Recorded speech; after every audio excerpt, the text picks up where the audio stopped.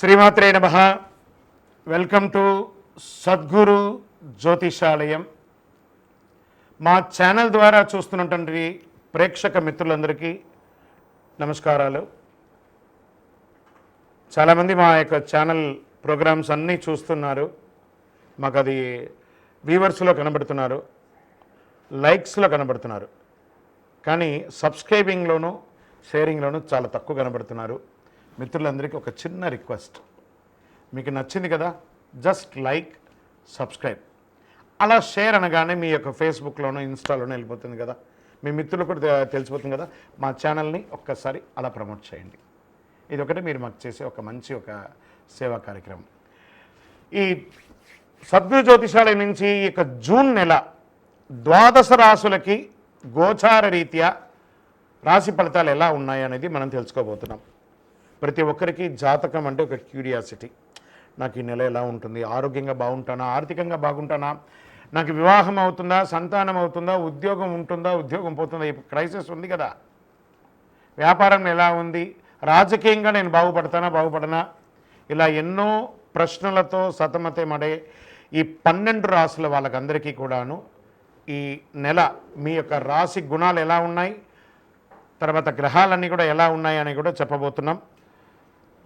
మళ్ళీ ఈ యొక్క జాతకం చూడగానే మీ జీవితం మారిపోతుంది అనుకుంటున్నారా? కాదట. మీరు పుట్టినప్పటి నుంచి ఆఖరి గడియల వరకు ఆ విధాత మీ తల మీద రాసేసి ఉంటాడు, మీకు ఇవి జరగాలి, ఇవి జరుగుతుందని. ఖచ్చితంగా అవే జరుగుతుంది. మరి మీరు ఎందుకు చెప్తున్నారండి అని అంటే, వెళ్తున్నటువంటి ఒక దారిలో స్పీడ్ బ్రేకర్స్ మధ్యలోనే పుట్టుకొస్తుంది కదా రోడ్లో, అలాగే ఈ స్పీడ్ బ్రేకర్స్ అనమాట ఈ యొక్క జాతకం. అలా మీరు క్షేమంగా వెళ్ళాలి, ఇక్కడెక్కడ స్పీడ్ బ్రేకర్స్ ఉన్నాయి, జాగ్రత్తగా ఉండండి అని తెలిపే ఒక ప్రక్రియ మాత్రమే ఈ యొక్క జాతకం. తర్వాత చాలామంది ఈ యొక్క జాతకం తెలుసుకోవాలనుకుంటారు. మా లాంటి వాళ్ళ దగ్గరనో లేదా చాలామంది సద్గురువుల దగ్గర అంతా కూడా అడుగుతూ ఉంటారు, గురుగారు నాకు చాలా అప్పులు ఉన్నాయి, నాకు ఈ జాతకం చెప్పనంటే, అప్పులు ఉన్నాయనంటే అప్పులు తీర్చండి, ఉద్యోగమో వ్యాపారమో చేసి జాతకం చెప్తే అప్పులు తీరవు. క్లియర్ ఒకటి. తర్వాత మీరు తెలుసుకోవాలనుకుంటున్నారు, మీ పరిసర ప్రాంతాల్లో ఉన్నటువంటి గురువులను లేకపోతే మా దగ్గర అడగాలనుకున్నాను అనుకోండి, ఇల్లీగల్ అఫైర్స్ గురించి ఏది అడగండి. మనం తప్పులు చేసి వాళ్ళని అడగడం ఏంటి, అది కాదు, అలా కూడా అడగకూడదు. తర్వాత చిన్నపిల్లలు ఖచ్చితంగా 21 సంవత్సరాల లోపు వాళ్ళు ఈ జాతకాలంతా కూడా చూడకండి. మీరు చదువుకునే విద్యార్థులు చదువుకోండి, మీ చదువు మీద మాత్రమే నమ్మకం పెట్టుకోండి. మరియు ఇంకొక రిక్వెస్ట్, 60 నుండి 65 సంవత్సరాల పై చిలుకు వాళ్ళు దయచేసి జాతకం చూడక్కర్లేదు. ఎందుకంటే 60 సంవత్సరాల్లో మీరు 60 వసంతాలు చూసుంటారు, తెలుగు అన్ని రాసుల్ని మీరు చూసుంటారు, కాబట్టి మీరు దైవానికి సమానం, కాబట్టి మీరు జాతకం తెలుసుకోకర్లేదు. మీ ఆరోగ్యం పట్ల మాత్రం జాగ్రత్త చేసుకుంటాం.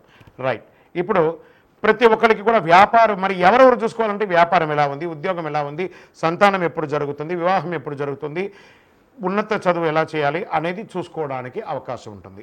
మరి ఆ గోచార రీత్యా 12 రాశులకి ఇప్పుడు మనం తెలుసుకోబోతున్నాం.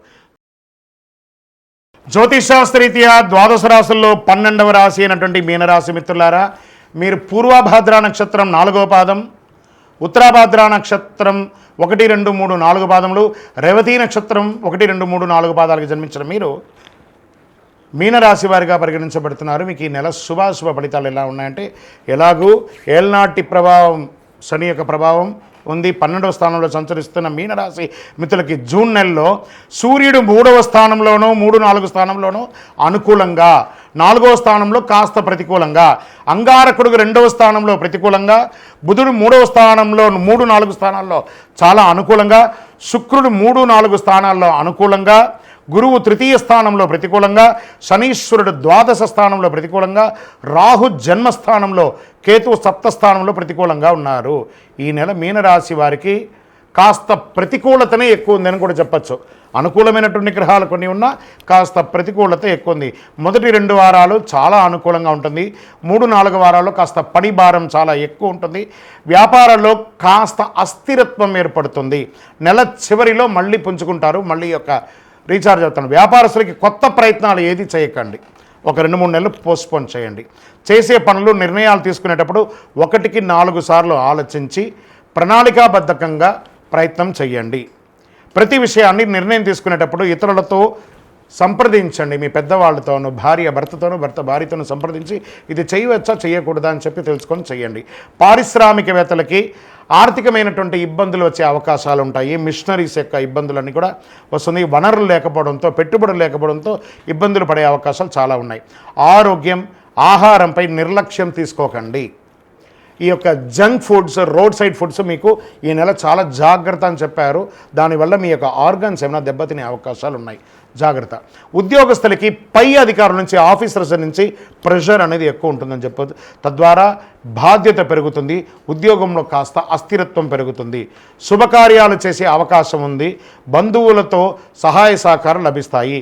వివాహం కాని వారికి యోగం. పెద్దల యొక్క సహాయ సహకారం లభిస్తాయి. అన్నదమ్ముల మధ్య మనస్పర్ధలు వచ్చే అవకాశాలు చాలా ఉన్నాయి. రాజీ ధోరణితో కూర్చొని మాట్లాడుకోండి. అనవసరమైనటువంటి విషయాలు మీకు సంబంధం లేదా అసలు మాట్లాడకండి, ఎంట్రే అవ్వకండి. నోరు అదుపులో పెట్టుకోండి. గమ్ గణపతి అని సైలెంట్గా ఉండడానికి ప్రయత్నం చేయండి. ఎదుటివారితో మాట్లాడేటప్పుడు వారి యొక్క సంస్కారం వారికి ఇవ్వండి, వారి యొక్క విలువనివ్వండి. వారితో మాట్లాడియండి, మీరు వినండి, మీరు మాట్లాడడం మానేయండి. దంపతుల మధ్య మాట పట్టింపులు వచ్చే అవకాశాలు ఉన్నాయి. అనవసరమైనటువంటి చర్చలకి, గాసిప్స్కి దూరంగా ఉండండి. కలహాలు వచ్చేదే అక్కడే. సోషల్ మీడియాకి దూరంగా ఉండడానికి ప్రయత్నం చేయండి. మధ్యవర్తిత్వం అవన్నీ కూడా చేయకండి. రాజకీయపరమైనటువంటి ఇబ్బందులు చాలా ఉన్నాయి. తర్వాత సోషల్ మీడియాలో మీరు ఇచ్చే కామెంట్స్, సోషల్ మీడియాలో మీరు ఏమైనా చేసేదానివల్ల మీకు లీగల్గా ఇష్యూస్, నోటీస్ వచ్చే అవకాశాలు ఉన్నాయి. జాగ్రత్త. మనకు అక్కర్లేదు, మనకెందుకండి, మనకు సంబంధం లేని విషయం, మన విషయం గురించి మనం మాట్లాడతాం. ఇవన్నీ జాగ్రత్త పడండి. పనుల్లో కాస్త ఆలస్యం అయ్యే అవకాశాలు ఉన్నాయి. విద్యార్థులు చదువు పూర్తి చేసి ఉద్యోగం కోసం ప్రయత్నం చేసే వారికి ఒక 2-3 నెలలు వెయిట్ చేయక తప్పదు. వస్తుంది ఆఫర్ లెటర్, కానీ టెంపరవరీ ఉద్యోగాలకు వస్తుంది. కానీ చదువుతున్న విద్యార్థులకి చాలా కష్టం మీద ఉత్తీర్ణ అవుతారు. విదేశాల కోసం ప్రయత్నం చేసేవారు, వీసా కోసం ప్రయత్నం చేసేవాళ్ళు ఈ సమయం కాస్త పోస్ట్పోన్ అయ్యే అవకాశాలు ఉంటాయి. వాహనం నడిపేటప్పుడు జాగ్రత్త. నూతన వాహనాలు కొనకండి. వాహనం రిపేర్ చేసే అవకాశాలు, ఇంటి రిపేర్ చేసే అవకాశాలు, వాస్తుపరంగా సరిదిద్దుకునే అవకాశాలు ఎక్కువ కనబడుతున్నాయి.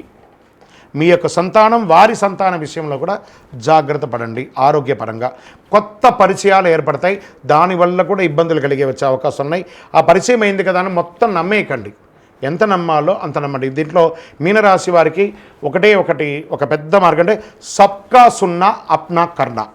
ఇది ఒకటి గుర్తుపెట్టుకోండి. అందరిది వినండి, మీకు తోచింది మీరు చేయండి.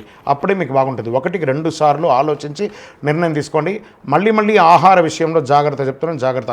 స్పోర్ట్స్ వారికి మిశ్రమం, వ్యవసాయదారులకి బాగుంటుంది. మీడియా రంగం వారికి కూడా మిశ్రమమే. ఐటీ రంగం వారికి ఉద్యోగం కాస్త గడ్డు ఈ సంవత్సరం. ఈ నెల కొంచెం జాగ్రత్త పడండి. చంద్రాష్టమం జూన్ 17/6/2024 12:35 ఉదయం నుండి 19/6/2024 11:06 వరకు చంద్రాష్టమం ఉంది. 2.5 రోజులు. వాహనం నడిపేటప్పుడు, షూరిటీ సంతకాలు చెప్పేటప్పుడు, ఎవరితోనా పెద్దవాళ్ళతో వీళ్ళతో మాట్లాడేటప్పుడు జాగ్రత్త. పింక్ కలర్, బ్లూ కలర్ ఈ నెలంతా కూడా మీకు చాలా కలిసి వస్తుంది. లక్కీ నెంబర్ 5 అని చెప్పవచ్చు. మీకు పరిహారం, మీ పరిసర ప్రాంతాల్లో ఉన్నటువంటి శివాలయానికి వెళ్ళి శివారాధన చెయ్యండి, గురు ప్రార్థన చెయ్యండి, మొక్కులు తీర్చుకోండి. మీ వయస్సు ఎంత ఉందో అన్ని దీపాలను వెలిగించండి. ఆ యొక్క దేవాలయంలో సుబ్రహ్మణ్య భుజంగం అనే యొక్క మంత్రాన్ని ఖచ్చితంగా ప్రార్థన చేయండి. ఓవరాల్ ఈ నెల మీనరాశి వారు జాగ్రత్త, చాలా జాగ్రత్తగా ఉండండి. ఇది మిమ్మల్ని ఏదో భయపెట్టడానికి కోసం చెప్పడం కాదు. గ్రహాలు అలా ఉన్నాయి కాబట్టి మీరు ఏదో అయిపోదు, ఉన్న దాంట్లో జాగ్రత్త పడితే చాలు కదా. మనం ఒక రోడ్డు మీద ప్రయాణం చేస్తూ ఉంటే స్పీడ్ బ్రేకర్ వస్తుంది, తెలియకుండా పోతే గుద్దుకుంటారు. వస్తుందని తెలిస్తే నిదానంగా వెళ్తారు కదా. ఆ జాగ్రత్త చెప్పడమే జాతకం. కానీ ఇలా ఉన్నవన్నీ జరిగే తిరుగుతుందని ఊహించుకోకండి. మీ యొక్క తలరాత ఎలా ఉంటే తప్పకుండా అలా భగవంతుడు నెరవేరుస్తాడు. ఇక్కడ గోచార ప్రకారంగా మీరు తెలుసుకోవాలి. మీ యొక్క సంపూర్ణ జాతకం తెలుసుకోవాలనుకుంటున్నారా? మీ పరిసర ప్రాంతాల్లో ఉన్న సద్గురువుని సంప్రదించండి. లేదా మా ద్వారా తెలుసుకోవాలి అనుకుంటే కింద ఉన్న వాట్సాప్ నెంబర్కి మీ పేరు, date of birth, time of birth, place of birth WhatsApp చేయండి. కాల్ చేయకండి. మేము చూసిన తర్వాత మీకు రిప్లై ఇచ్చినాక మీరు కాల్ చేయండి. మళ్ళీ చెప్తున్నాను, అనవసరపు ప్రశ్నలతో ఈ 12 జ్యోతిష శాస్త్ర ద్వారా 12 రాసుల వారికి మనం గోచార ప్రకారంగా చెప్పుకున్నాం కదా. మీరందరూ కూడా ఆయురారోగ్య, ఐశ్వర్య, భోగభాగ్యాలతో ఉండాలని, ఆ అఖిలాండ కోటి బ్రహ్మాండ నాయకుడు శ్రీ ధర్మశాస్త్ర అయ్యప్ప స్వామి వారిని ప్రార్థన చేస్తున్నాం. మీరు తిరుపతికి వచ్చినప్పుడు మనము జీవకోన అనే ప్రాంతంలో కపిలి తీర్థానికి దగ్గరలో బ్రహ్మశ్రీ డాక్టర్ చంద్రమౌళి గురుస్వామి గారు అయ్యప్ప స్వామి వారికి 18 అవతారముల దేవాలయాన్ని నిర్మించి సమాజానికి అంకితం ఇచ్చున్నారు. ఆ దేవాలయంలో అడుగు పెట్టాలంటే పూర్వజన్మ సుకృతం ఉండాలి. అలాంటి అద్భుతమైనటువంటి దేవాలయాన్ని మీరందరూ వచ్చి దర్శనం చేసుకోవాలని కోరుకుంటున్నాం. మీకోసం, మీ యొక్క యోగక్షేమం కోసం ఎప్పుడూ ప్రార్థన చేస్తూ ఉంటాం. వందే మాతరం, వందే మాతరం, వందే మాతరం. చంద్రమౌళి వెంకటేష్ శర్మ.